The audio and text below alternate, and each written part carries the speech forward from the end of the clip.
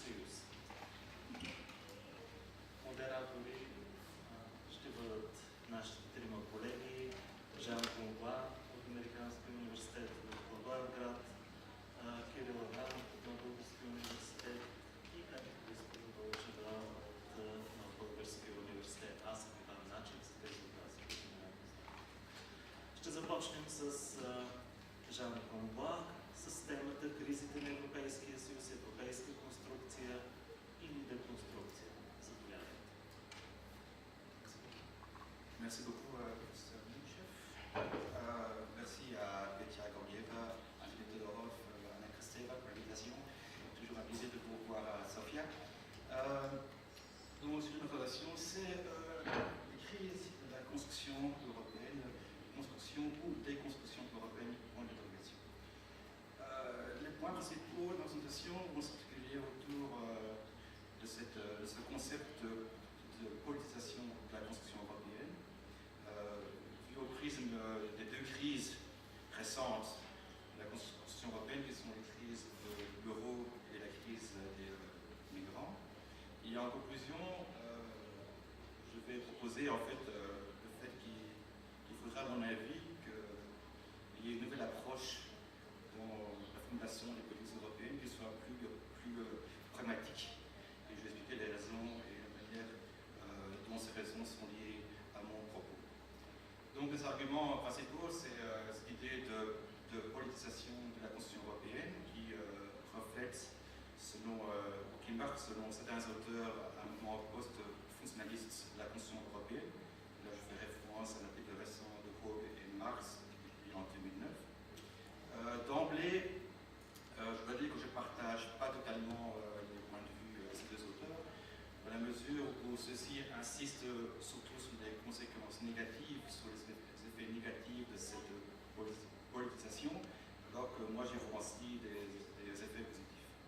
En tous les cas, je crois que cette politisation marque un essoufflement de l'approche que j'appellerais technocratique dans la formulation des politiques européennes, et qu'à ce propos, elles appellent une autre approche qui est, que je considère comme étant plus pragmatique. Alors cette idée de politisation n'est pas une nouvelle idée dans les théories de la Constitution européenne. Déjà Ernst Haas, le père du néo-fonctionnalisme, l'avait déjà évoqué dans la seconde édition de son ouvrage Uniting Europe, et il avait attribué en fait pour la raison principale de son échec, de sa théorie à venir des développements dans les années 60, le fait qu'il avait en fait sous-estimé la variable idéologique dans la Constitution européenne et qu'il avait exclu le facteur national et le nationalisme dans cette analyse expliquant la Constitution européenne. Et notamment avec les crises dans les années 60, avec De Gaulle, que vous connaissez tous.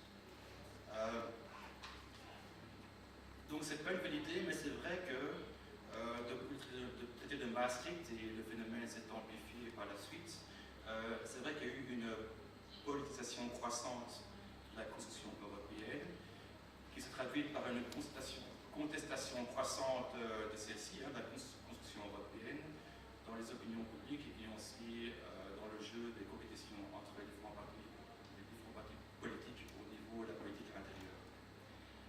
En tant que tel, cette idée de politisation aussi marque un divorce entre les fonctionnalistes et les néo-fonctionnalistes.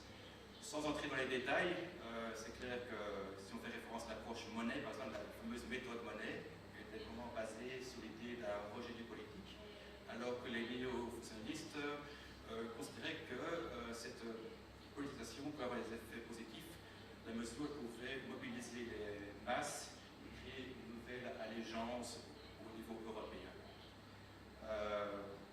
Pour les auteurs dont je fais mention, Hoog et Marx, ils considèrent qu'en fait cette politisation de la Constitution européenne reflète un mouvement post-fonctionnaliste et ils estiment qu'en fait c'est marqué par un passage d'un ce qu'on appelle un consensus permissif à un dissensus sous contrainte. L'idée était qu'avant finalement les chefs d'État et les chefs de gouvernement parvenaient à s'entendre sans de trop grandes difficultés, sans se soucier trop de leurs opinions publiques et parvenaient à faire des grandes décisions. Alors que maintenant, il devient de plus en plus difficile pour ces mêmes chefs d'État et de gouvernement de prendre ces grandes décisions, de proposer de nouvelles avancées au niveau de la Constitution européenne, notamment par le fait qu'ils sont de plus en plus préoccupés par l'impact de ces grandes décisions au niveau de leurs opinions publiques intérieures.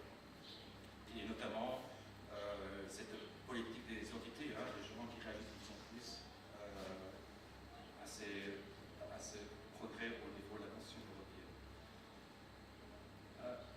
Si vous prenez un graphique, déjà vous voyez l'évolution de l'opinion publique, c'est le prix du baromètre européen, où on voit l'évolution générale du soutien pour l'Union européenne entre 2006 et 2015. Et on voit nettement la crise de l'euro entre 2010, 2011 et 2013, où effectivement une augmentation des opinions négatives et une diminution des opinions positives, alors que les opinions neutres restent plus ou moins stables. Alors, on va venir maintenant à la crise de l'euro.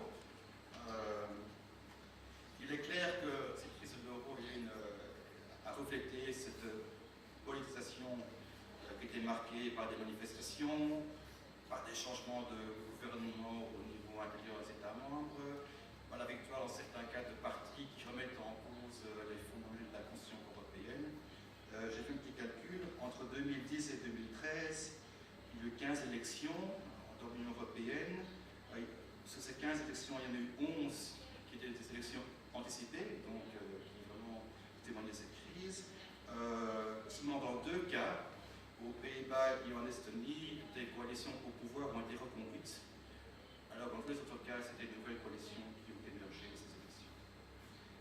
Cette politisation était surtout visible dans les pays qu'on appelait les pays débiteurs, comme la Grèce, le Portugal, l'Espagne. Et en fin de compte, les gouvernements dans les différents pays de l'Union européenne s'en sont pas trop mal sortis. Ils ont réussi à se protéger dans des coalitions qui étaient eurocompatibles. Finalement, même si les critiques au niveau des politiques européennes, il n'y a jamais eu une remise en cause fondamentale de l'euro et de la monnaie unique.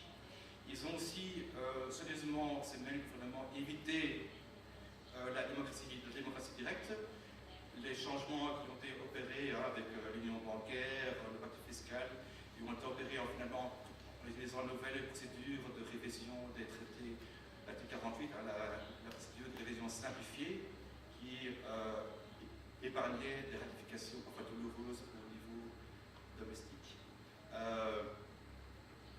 Et ils se sont aussi entendus pour une plus grande délégation de pouvoir et de responsabilité au niveau supranational. J'ai oublié de le dire, mais la crise de l'euro a en fait marqué une revanche du néo-fonctionnalisme, la mesure où il y a eu un engrenage, il y a eu une nouvelle politique et de nouveaux pouvoirs qui ont été en fait transférés du niveau national au niveau supranational. Mais cette crise de l'euro a aussi mis à mal cette vision égalitaire de la Constitution européenne, c'est-à-dire que finalement la Constitution européenne ne ferait pas de différence entre les différents États membres. Et la crise de l'euro a révélé qu'il y avait en fait une certaine inégalité au niveau des États membres entre eux, mais aussi qu'elle avait produit des inégalités au niveau des États eux-mêmes, à l'intérieur de leurs États, entre les citoyens européens. Il y avait les losers, les perdants de la crise de l'euro, et il y avait les winners, comme on peut dire, ceux qui ont finalement se sont pas trop mal sortis. Ici, vous voyez l'évolution du soutien pour l'euro, de 2006 à 2013. Et on voit nettement qu'il y a une augmentation des opinions négatives par rapport à l'euro, et aussi en même temps une diminution des opinions positives pour l'euro. Ce qui est aussi intéressant de voir dans les différents pays européens, c'est que finalement, les opinions négatives sont plus prononcées dans les pays qui n'ont pas de la monnaie unique que dans les pays qui sont partis de la monnaie unique. L'exception pouvant être Chypre et la Lituanie, ou sinon, vous voyez, comme la Pologne, par exemple, Royaume-Uni, Suède, qui sont des pays qui en fait n'étaient pas de la zone euro, et c'est des pays dans lesquels la défiance envers la monnaie unique est la plus prononcée. Maintenant, si j'en viens à la crise des migrants, qui est plus récente, un peu trop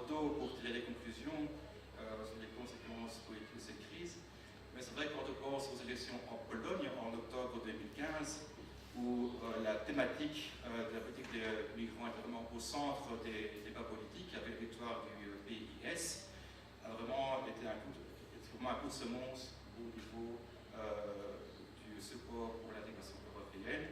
On peut aussi faire référence aux élections d'hier soir en Autriche, où le premier tour aux élections présidentielles, où apparemment c'est le candidat de l'extrême droite et le candidat des Verts qui seront au second tour. Et il est vrai que la crise des migrants a conduit à une politisation négative, c'est-à-dire remettant en cause certains fondements de la construction européenne, principalement dans les nouveaux États membres.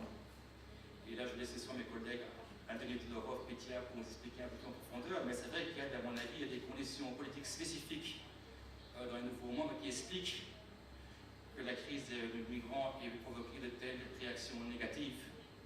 On peut penser à la nature des clivages en Europe du centre, de l'Est, qui sont peut-être moins prononcés, moins constants, moins stables, qui ne sont encore en Europe de l'Ouest.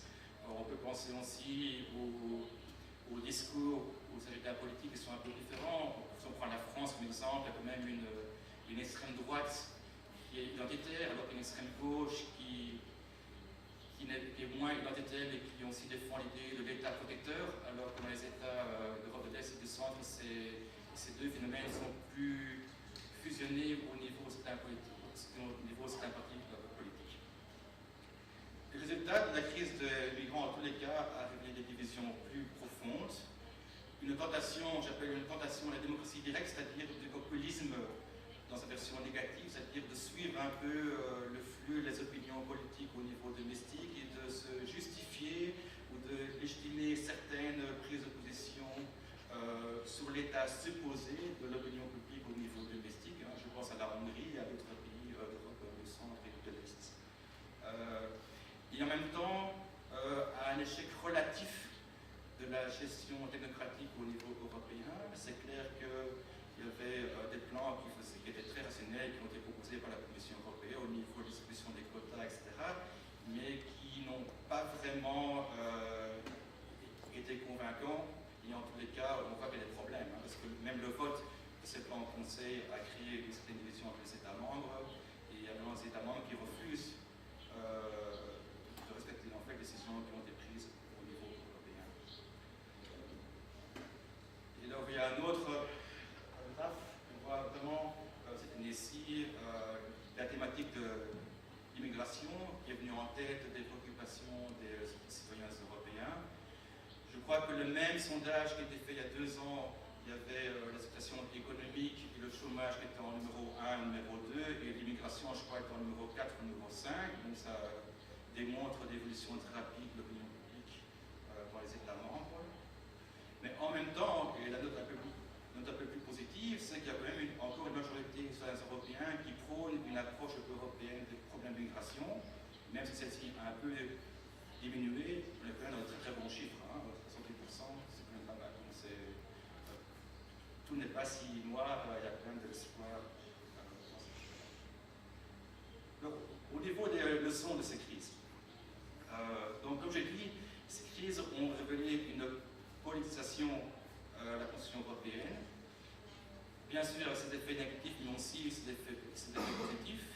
Et je crois qu'un des effets positifs, c'est que finalement, ce n'est pas vraiment la construction européenne qui est contestée en tant que telle, mais ce sont les politiques européennes qui sont contestées. Et ça, je trouve, au niveau démocratique, c'est quelque chose de sain. Je vais parler par la suite qu'il y a des problèmes à ce niveau-là, mais je crois que c'est quand même quelque chose qui est sain. La crise de l'euro, comme je dis, a reflété un succès relatif et fragile de l'approche technocratique, parce qu'il est clair que si on a une nouvelle crise de l'euro à l'horizon, avec les problèmes de chômage et les problèmes économiques, sans doute que les mêmes États membres ne souffriront pas, en tous les cas, auront de plus en plus de difficultés pour se passer cette crise. Au niveau de la crise des migrants, je crois qu'elle révèle un échec relatif de cette même approche démocratique. Et je crois que les conséquences de ça, c'est qu'à terme, si rien n'est changé, cette mise en cause des politiques européennes peut très vite glisser dans une mise en cause cause de la construction européenne en tant que telle.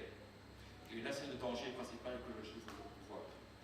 Et pour ça, je crois qu'il y a besoin d'une nouvelle approche. En effet, si on prend l'approche dite technocratique, en résumé, c'est une approche qui repose sur une quête de certitude. C'est-à-dire qu'on est certain de ce qu'on fait et on refuse de remettre en question et même d'accepter une discussion qu'on puisse éventuellement avoir tort. Donc elle est introvertie, généralement des politiques qui sont développées en vase clos, qui sont relativement inflexibles et qui sont aussi rigides et basées sur un légalisme qui est parfois poussé à l'extrême. A contrario, moi j'appelle pour une approche plus pragmatique, qui serait une approche qui serait basée sur un engagement pluraliste, c'est-à-dire davantage tourné vers l'extérieur, qui accepte la discussion, qui accepte la remise en cause de certains principes, qui est basé sur l'idée de faillibilité, c'est-à-dire que ce qu'on fait éventuellement peut mener à l'échec, et si ça mène à l'échec, on peut éventuellement formuler une autre idée, d'autres politiques, et qui ont aussi une vision qui est plus pratique. Et je crois que cette vision aurait l'avantage de moins cliver les opinions publiques. Avec une vision technocratique, le danger qu'il y a, c'est qu'on clive en fait les opinions publiques et que très vite le débat devient pour ou contre la construction européenne. Avec une vision plus pragmatique, on accepte la discussion, on accepte la contestation à l'intérieur de la formulation des idées politiques européennes, et en ce faisant, on ne glisse pas vers ce refus plus extrême de la construction européenne en tant que telle. Voilà, c'est tout ce que je veux dire aujourd'hui. Merci.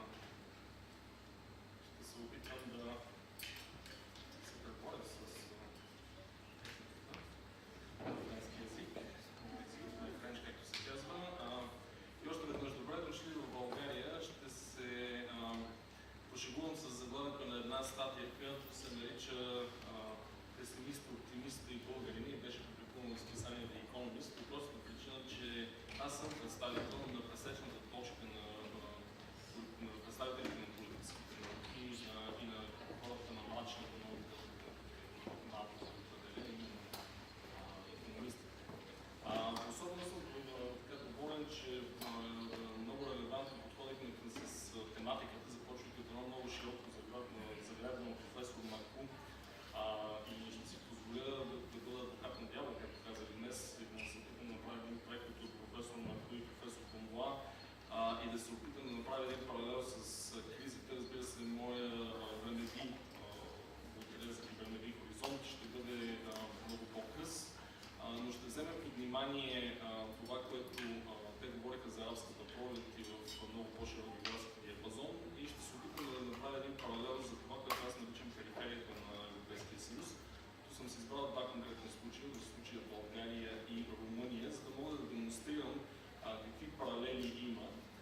И отново, за да провокирам интереса и дискусията, ще кажа специално, готвейки се вчера за преговаряйки си, като всички добри преподаватели, разбира се, това какво да говоря тази сутрин, с един друг такъв провокатор, доста известен в нашите среди, професор Кас Муде, посочи една статия, която беше много близка по съдържание и смисъл в това, което професор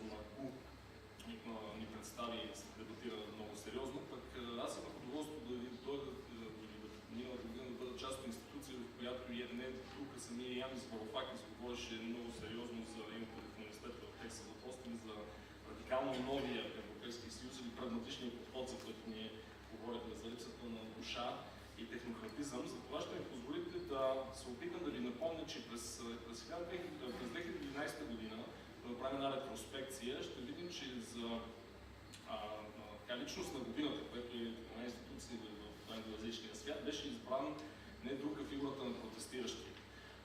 И аз нямам какво да добавя, освен тази много голяма хетерогенна картина, която ни беше представена от преждеговорившите по отношение на протестиращия. Разбира се, годината на протестиращия и наградата беше дадена правилно именно на това, каквото се случваше в един огромен географски обхват, от най-различен тип агенти на промяната. Като аз ще се опитам да ви дам няколко гледни точки, или поне две гледни точки, оптимистичната, песимистичната и българската. Надявам се да сващате хумора. Пак казвам, за да провокирам преждеговорившите, ще кажа, че Кас Муде на това би отговорил, така както и аз бих отговорил с, така казвам, pardon my French, big claims, little evidence, или на български много големи претенции и много малко доказателства за това какво всъщност се случва. Затова бих обърнал внимание на една ретроспекция, рекапитулация и различни гледни точки. Оптимистичната, за която говорих, именно от Дахрира до Кварта дел Сол е синтагма. Протестите и окупациите променят политическия пейзаж за винаги. Появява се нова обществена реполитизация и резултатите, точно както говорихме преди в дискусията, и Тиери Кохайк много правилно зададе въпрос за парадокса. И след Френската революция, и след 1968 година, всъщност следват какво? Следва Наполеон, следват колистите на власт. Тоест, непосредствените резултати са нулеви.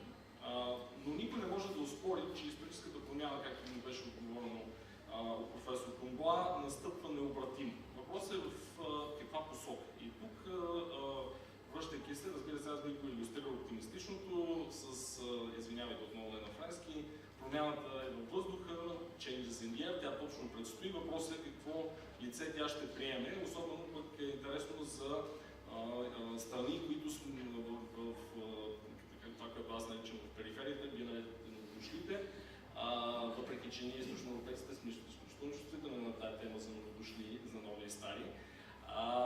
Но там, където има институционална рамка, това е много важно за нас, как тя ще бъде, каква е тази промяна, има ли изобщо. Естествено, пък големия отворен въпрос е там, където, както Тиери Кохайк постави въпрос, там, където няма институционална рамка, там какво се случва. Нека да погледнем песимистичната гледна точка. Днес доктор Начев съм обещал да бъда кратък, така че ще се придържам. Песимистичната е, че тези огромни претенции, както казах аз, Муда, и почти никакви реални доказателства, че се случват са много на шум за нищо, защото освен тази реполитизация, която ние наричаме събуждане на апатията, няма противопоставяне на неолибералната парадигма и завръщане и имаме всъщност завръщане към равновесно положение или еквилибриум, което ще използвам английския термин TNNI, there is no alternative, или на български няма реална алтернатива. И в допълнение, ако трябва да направим една скромна прогноза, тези, които в държави, където има структурна рамка или институционална, движенията, които така или иначе бяха лидерлес или такива без изявени лица, т.е. не видяхме в първото изложение лицата на едни отделни хора, които не можаха да структурират ясно лидерство, не видяхме, че те представляват пълен провал. Откровено казвам, често прогнозата е, че партии като Сириза, Подемос, много скоро хора като Джереми Корбин и Бърни Сандърс, общо взето ще предадат каузата на така наречените 99%. Тоест те ще се институционализират, тъй като в момента големият сблъсък, реално от моя гледна точка, не бих желал да звучи в момента като неомарксист, какъвто не съм, но в крайна сметка надстройката при нея могат да текат огромни проблеми, огромни размествания, но в базата, реално погледнато, ще се върна на един стар дебат. И този стар дебат, ето разбира се и това, което демонстрирам като песимизъм, този стар дебат всъщност ще бъде между неолиберализма и неокейнсианството в тези форми, които бяха представени в различните дебати, които имат обаче и лица, имат и конкретни имена в Европейския съюз. Пак не напразно споменах хора като Янис Варофакис, като Секси Алекси, който в момента има големи затруднения в съседна Гърция да продължи, разбира се, шеговито наречено от пресата. Така от обичан и толкова бързо намазван от всички тези, които казват, както в религиозните празници вчера, от осана до растани го пътя е много кратък. И така, политическа икономия на кризата е в периферията на Европейския съюз. Когато го казвам периферия, вече съвсем спокойно, ще обясня защо. Избрал съм си два случая. Тези два случая конкретно са България и Румъния, или там, където почти 15% от годишния брутен вътрешен продукт е загубен поради корупция. Не го казвам аз, това е поръчено изследване, което е публикувано в 2016 година от Rand Europe по поръчка на Европейската комисия, съвсем пресни са резултатите. Още един аргумент да използвам точно тези два случая, именно е този прословут механизъм за верификация. Госпожо Вълчева, вие знаете, срещу който нашия политически елит, колкото и да му е неприятно, бива напомнено всеки път пристъпването му в Брюксел, че той продължава да действа на принципа на моркова и тоягата и е в сила и до днес и за двете държави, независимо от разликите в констатациите за тази година между двата случая. И двата случая, още един повод да ги използвам точно тях, са точно там, където корупцията води до тежко социално неравенство. В България в случай частичен захват на държавата, високи нива на организирана престъпност и за двете държави, на ниво бели якички, нямам предвид само битовата престъпност, тук госпожа Бъчварова, разбира се, с нея бихме могли да поспорим за някакви неща и съответно нетният ефект, институционалната ерозия и деградация, на която ние сме свидетели. И именно за това мониторинга остава, за това периферията тук съгласен. Но в никакъв случай за нещо друго. Така, и в зоната на здрача, ако говорим шеговито, бихме могли да говорим, и аз ще направя едно паралелно на базата на едно паралелно изследване, което е правено именно за менеджмента или кризисния респонс мисля, че на френски отговор, за това как се управляват кризи. В случая, аз няма да говоря за мигрантската криза, колега, аз ще обърна внимание по-скоро на икономическата криза. Основно казано можем да погледнем в изследванията, които са правени за Вишеградската четворка, да направим един паралел, това е моят опит, всъщност и добавената стойност на моето участие днес в тази конференция. Това са колегите Дракоп и Ямайен, които правят едно изследване количествено за държавите Чехия, Полша, Унгария и това как правителствата им отговарят именно на ниво, това, което вие много правилно отбелязвате, политики, не политика, а политики и съответно тяхното чисто политическо отражение на цялостния пейзаж, но същевременно и нетния икономически ефект за това какво се случва вътре в самите тези общества.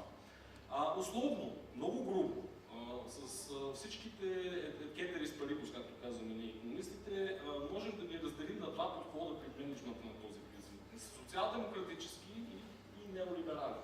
И имаме точно две възможности, по които ние бихме могли да подходим в тази ситуация.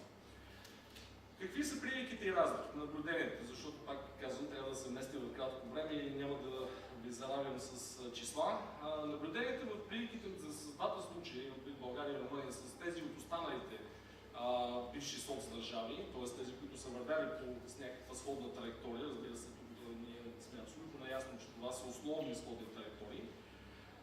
Правителствата първо, т.е. кризите, водят до следните ефекти. И правителствата стават по-чувствителни към поставянето на граници на необуздания неолиберализъм, но в по-малка степен в България и относително в по-голяма степен в Румъния. Тоест, нашите мерки на така нареченото затягане на колана, казвам на български язик, са много по-драконовски по отношение на външната нестабилност по ред причини.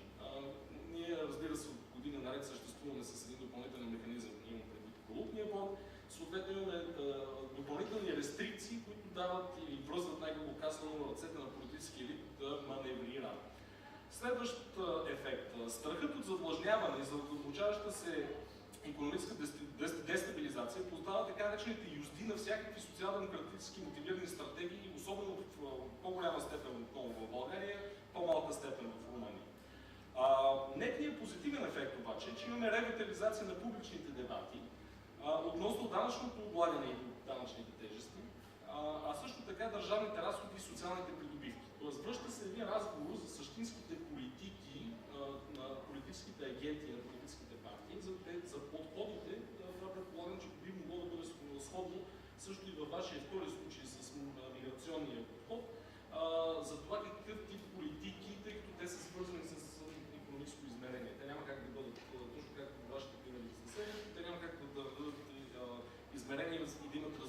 лица, най-грубо казано, в различните държави. Ще видим, че правителствата, условно казано тези 4, които аз изваждам пред скоба и двата, които разглеждам по-конкретно, са абсолютно 6 различни подхода, но реално погледнато ние, пак казвам, се свеждаме до един сблъсък на икономически идеологии, на класическа политикономия. Освен това, особено за България, това, което в Румъния, даже няма да я коментирам, тъй като знаете, в България има особено голям медиен интерес и дебат, и примери, и ако щете даже и скандали медийни около появата на наши румънски колеги. Интензификацията на общественото фокусиране върху това, което аз наричам в кавички течове на държавните финанси в посока на частни трети интереси. Говоря за корупцията. Това е нетен позитивен резултат. Тоест, кризата ни води до ситуация, в която ние всъщност по смисъла на своята рационална неинформираност, нашата разсеяност, ни накара малко или много да се фокусираме върху гражданската си битност, да се интересуваме всъщност как и по какъв начин се харчат събраните пари и така нататък. Сега някои са много по-радикални, други не в такава степен. Какви са разликите? Значи, разликите аз би ги отново в много широки рамки би ги поставил. В България, особено след експеримента с кабинета Орешарски, социал-демократическите стратегии за облегчаване на стратегиите за облегчаване на кризата са тежко дискредитирани. Тоест този тип подход в България не работи. В Румъния тези стратегии са използвани в много по-голяма степен в 4 кабинета до падането на Виктор Понта на власт, което също ги води до тежка дискредитация. Справка Клаус Йоханес и неговия избор. Веднага вървя към изводите, тъй като виждам, че съм почти на ръба на своето време. Надявам се, че... Така. Изводи.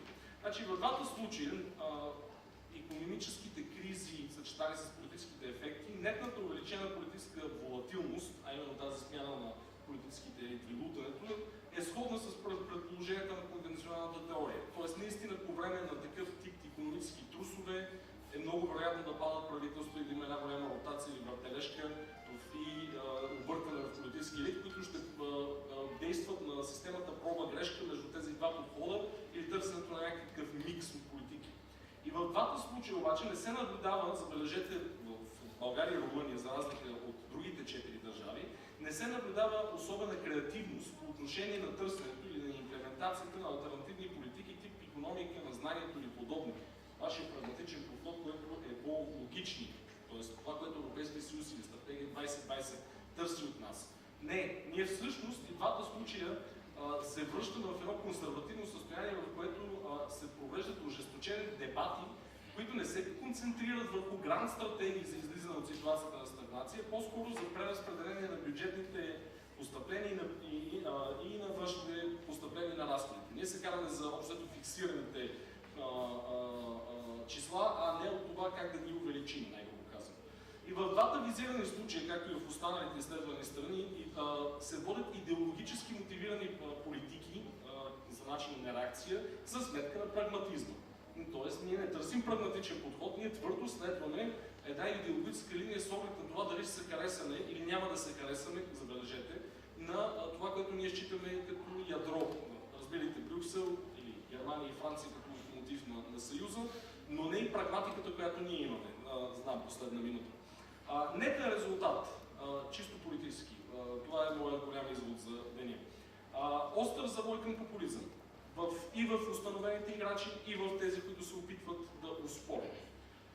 Две, стремеж за стабилност за сметка на разчистването на авиавите обори, има преди България и Франция. Съжалявам, че посланник го няма, и прочистване на гнилите ябълки във всички обществено-икономически сектори, за съжаление повече в България и по-малка степен в Румъния. Разбира се, остана дума на дебат, тъй като има румънски колеги, които ще могат да кажат повече за румънски случаи. Индиректна компенсация в българския случай и смягчаване на неолибералната твърдост чрез взимане на външни заеми и политически маневри за включването на така наречената социална компонента в изпълнителната власт, например на сегашния кабинет Борисов 2. Това е присъствието на така наречените леви под формата на АБВ и така нататък. Тоест спасяване от face value, както се казва на английски, на тази социална тангента. Истинските губещи обаче в двата случая са вече чисто статистически трайно маргинализираните групи, младите безработни, и всички тези, които са готови да трайно мигрират към Западна Европа в търсенето на по-добри икономически реализация, или поне в техните представи, като за България това е драматична демографска картина, гранична с катастрофа, особено в конкретни райони на страната. По-късно има въпроси, ще там конкретно планиране, как изглежда статистиката. Големи стратегии за имитация или маневри на изоставащите копикет, съм го нарекал аз. Ами няма нови идеи, колеги. Ние поне в България или в Румъния не генерираме нови прагматични идеи от наша гледна точка, които да бъдат достатъчно иновативни. Ако има нови идеи, то те са на ниво анклав в определен тип индустрии. Там, например, можем да наблюдаваме политики и сектори, които засягат, да кажем, IT сектора или някакво другаде, там, където ми откровено казвам, не се хранят от обществени поръчки, има възможно най-малък докер с държава. Последен извод. Докато стабилността е превърната в фетиш в българския и румънския случай, ние ще продължим да наблюдаваме парадоксно на все по-голямо желание за концентрация от властта на страна на управляващите и същевременно растяща политическа волатилност, вероятно съпътствана с умерен икономически растеж. За да ви го илюстрирам на картинка, ето това мисля аз конкретно. И тъй като именно споменатата волатилност, съчетана с това анклавно присъствие на иновативни идеи за реформи, обаче без реално осъществяване, а имитация, вероятно ще се усилва и ще усили потенциала за вълна на така наречения нов популизъм. Колегата Дани Смилов говори много често за меките и твърдите вълни в българската политика на популизъм.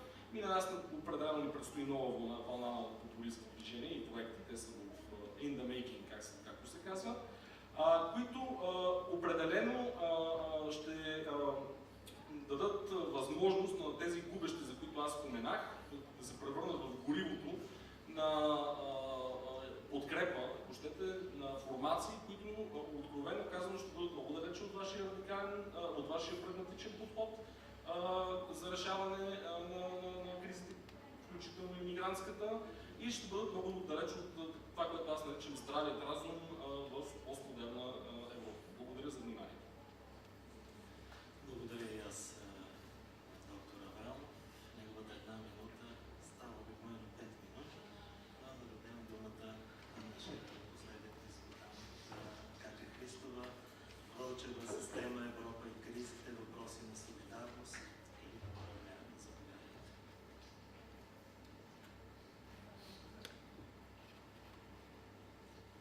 Alors, je vous remercie. Je reprends le français. Voilà, donc le dernier intervenant dans un panel a vraiment des tâches difficiles, soit de faire une sorte de conclusion sur tout ce qui s'est passé, soit de lancer une sorte de réflexion sur les possibles nouvelles démarches et explications qui vont être communiquées dans les panels à suivre. Mais quand même, pourquoi est-ce que j'ai choisi ce sujet? L'Europe et les crises, question de solidarité ou défi de gouvernabilité. C'est un peu difficile en français ce terme. Je reprends donc les propos de notre premier intervenant, Jean Combois, et je poserai à son concept de politisation, disons, une sorte de réflexion sur l'impossible solidarisation en Europe. Pourquoi? Parce que, comme notre cher collègue Kirill Avramov a aussi souligné, il y a deux approches qui sont connues dans l'espace politique en Europe et qui fait les contours d'une bonne gouvernance et d'une légitimité de la communauté politique. Ce sont soit la social-démocratie, une approche qui porte sur le concept de la solidarité, soit l'approche néolibérale qui, elle, se focalise sur les questions de gouvernabilité. Voilà. Mes réflexions portent sur une étude historique des crises de l'Europe, mais je vais évoquer les crises de type politique. Je commencerai par une première question. Peut-on comparer l'usage du concept de solidarité avec l'usage du concept de gouvernabilité dans les actions politiques de tous les hommes politiques qui ont vraiment forgé le projet européen? Le concept de solidarité. J'aimerais insister sur le fait que la solidarité est une valeur partagée qui est particulière pour le continent et la culture européenne. Et quand il s'agit du projet européen, la solidarité, elle était reprise même dans la déclaration de Schuman de 1950. Comment est-ce que la solidarité était-elle opérationnalisée dans le projet européen lui-même? Il était transmis en deux principes qui font partie même du préambule du traité de Rome qui instaurait la première communauté économique européenne. Et ce sont le principe de solidarité fiscale qui est inclus dans le préambule et aussi le principe de la représentation équitable des peuples, mais aussi des États qui représentent et qui forment la communauté européenne. Donc, une valeur qui était transmise en deux principes. Première crise que je vais évoquer, parce que dans l'histoire de la communauté européenne, elle porte le nom crise, c'est la crise de la chaise vide. Elle nous renvoie aux années 60, 65, 66. Elle fut provoquée par des questions de gouvernabilité. Et comment est-ce qu'elle était résolue? Quelle était la réponse politique? La réponse politique était en dépit du principe de solidarité, de représentation des États membres de la communauté européenne. La seconde crise que j'évoquerai, c'est la crise du projet du marché commun. Elle nous renvoie aux années 80. Comment est-ce que cette crise fut résolue? Elle était aussi une crise de gouvernabilité. Elle portait même le nom de l'eurosclérosis. Et quelle était la réponse? La réponse fut forgée non pas par les hommes politiques, comme le croit, la réponse fut forgée par une organisation tout à fait nouvelle, et c'était la table ronde européenne qui rassemblait les dirigeants des grandes multinationales européennes.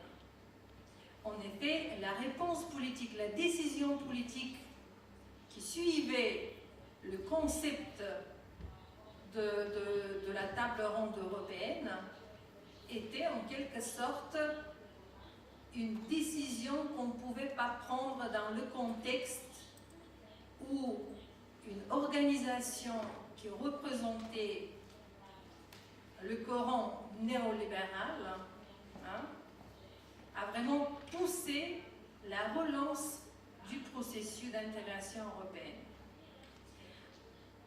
À mon avis, c'était en dépit, encore une fois, du principe de la solidarité.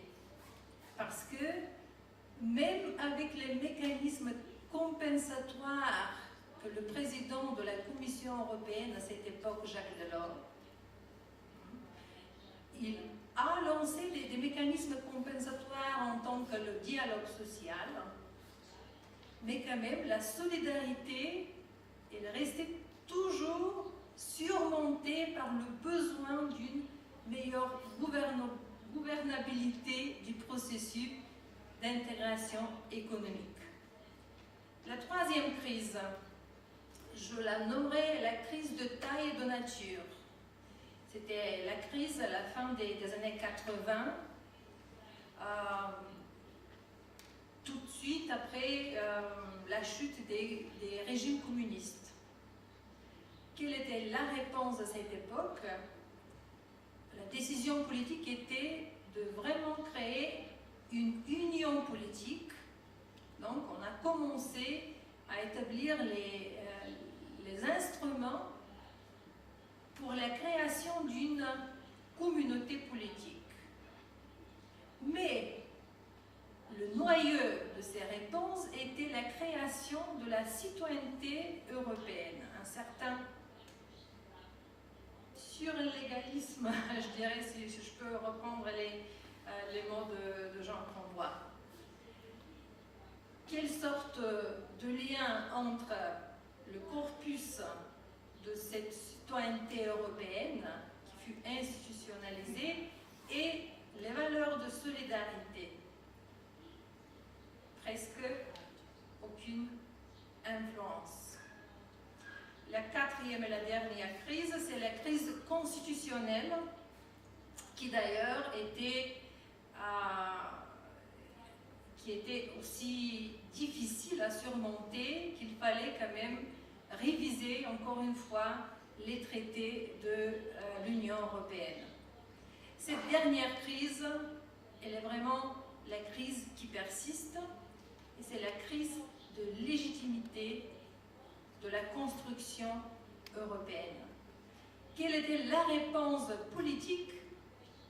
C'était encore une fois institutionnalisation d'un instrument qui ne reflète pas le besoin de forger une certaine solidarité qui forme vraiment le tissu d'une communauté politique.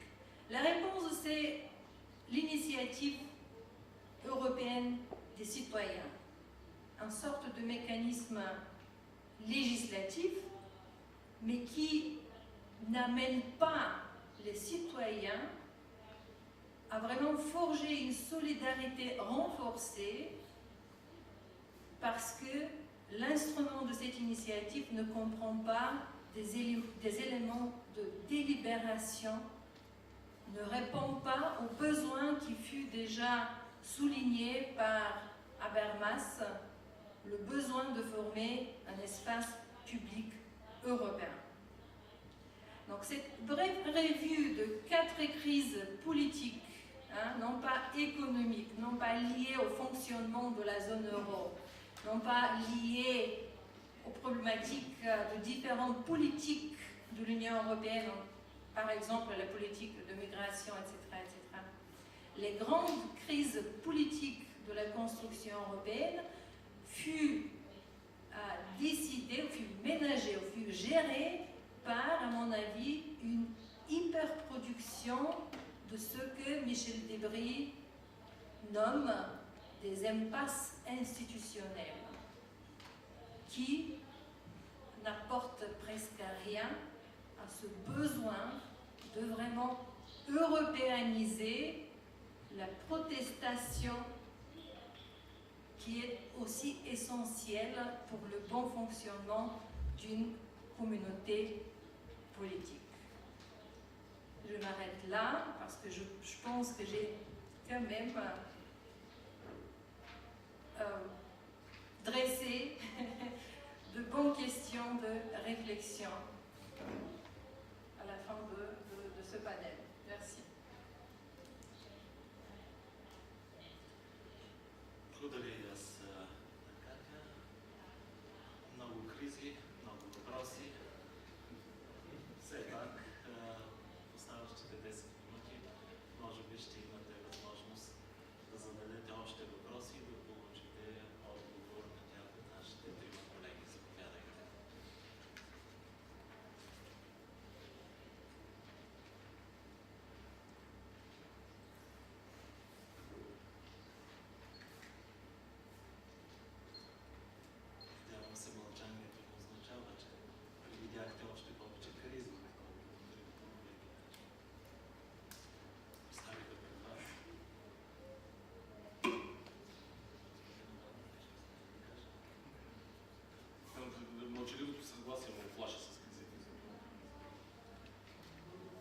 c'est un consensus permissif. Hein.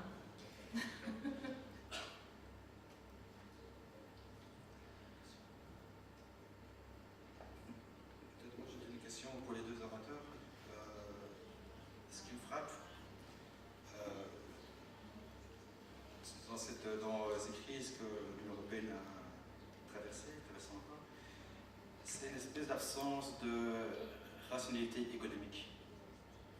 On a l'impression finalement le projet européen est surtout basé sur une certaine rationalité économique qui en tous les cas ne convainc plus ou qui est mise en cause. Et pour rebondir sur l'intervention de Madame Kristeva, cette notion de solidarité, finalement, elle est aussi mise à mal au niveau domestique, au niveau des États membres en tant que tel. Hein. En tant que Belge, je ne peux pas m'empêcher de faire une référence à la réalité belgo-belge, où on voit que finalement, les différentes parties du pays, la partie francophone, la partie néerlandophone, ont de plus en plus de mal à trouver des accords. Il y a toujours des négociations. La partie flamande dit qu'elle soutient trop la partie francophone. Alors si les Flamands de Belgique ne peuvent pas supporter les francophones de Belgique, alors vous imaginez qu'ils ne supporteront jamais les Roumains, les Bulgares, etc. Donc je crois que finalement ce qui a manqué, c'est vrai, ce supplémentaire qui manque au niveau de la Constitution européenne. Et c'est vrai que finalement on n'a pas réussi à construire une véritable identité européenne. Et je crois que à ce niveau-là, cette notion de solidarité n'a quand même pas réussi à produire ce qu'elle aurait dû en fait produire. Et c'est une grande question. Moi, je n'ai pas de réponse à cette question, mais je crois que c'est pas pour reprendre ce que vous avez dit. Hein. C'est une question, à mon avis, qui mériterait d'être approfondie dans d'autres débats.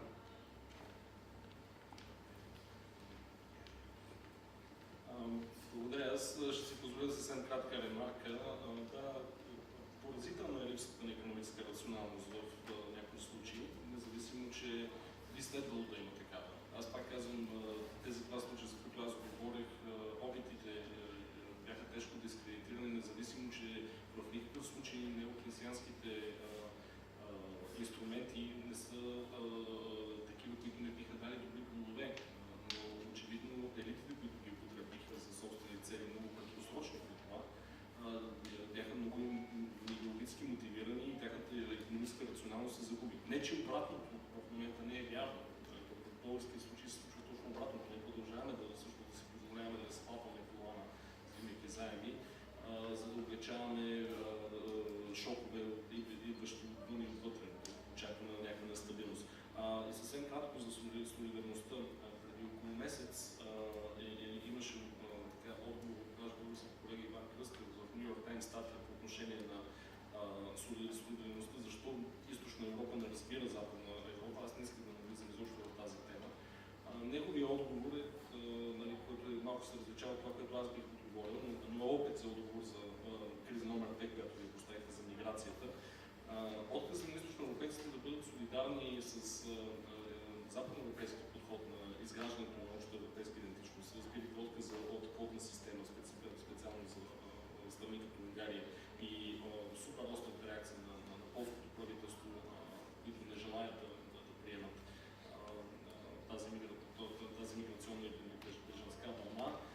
Кръстев ви обяснява като общо взето закъснялия протест срещу глобализацията на Източна Европа от една страна и второ липсата на разбиране за така наречения кетчъп процес, за чисто икономически аспект. Вижте, и тук с него съм по-склонен да се съглася, вижте, че дори бившите озите с добрия смисъл на думата, Източна Германия, източно-германските провинции, там където Пегида набира огромна сила, за Австрия, вие споменахте сам, там вече друга история, но дори там това, което с професор Минке Мерц сме замервали в чисто икономически аспект, е, че да, има разлика в икономическия стандарт и да, хората са изключително чувствителни на тази тема и да, вероятно нас не обвиняват източноевропейците, че сме егоисти, не разбирайки тези 25 години, които са изписани там, че са били дадени като период, но ние мислим също, че като източноевропейци ние също положихме огромни усилия и огромна национална енергия беше вложена и от всички източноевропейски страни и очаквахме съвсем различни резултати. И това е отчасти моя частичен отговор. Благодаря за въпроса. Dernière remarque de ma part, ce qui me frappe, moi, c'est une certaine réétatisation des mouvements protestataires. Ce qui me manque, c'est un certain niveau d'européanisation des mouvements protestataires. Je me souviens, là en 1992, les agriculteurs européens, ils étaient dans les rues. Et qu'est-ce qu'on a aujourd'hui? On a des indignados en Espagne, on a les processus contestataires qui sont dans les frontières de l'État, mais aucun sentiment de solidarité, même les syndicats ne sont pas au niveau de vraiment promouvoir une certaine sorte de valeur de solidarité. Même dans la crise grecque, il n'y avait pas un discours de solidarité, il y avait un discours, et le discours sur la solidarité reste lui aussi étatisé. On parle pourquoi est-ce que les PECO ne sont pas solidaires avec l'Europe occidentale. Mais ce n'est pas le concept. Pour avoir une communauté politique, il faut y avoir un sentiment de solidarité partagé en tant que valeur, entre les citoyens, non pas entre les États eux-mêmes. Благодаря на Катя, благодаря на нашите трима дискутанти. Предлагам солидарно да продължим дискусията по време на кафе паузата. Ще продължим в 12 часа. Благодаря.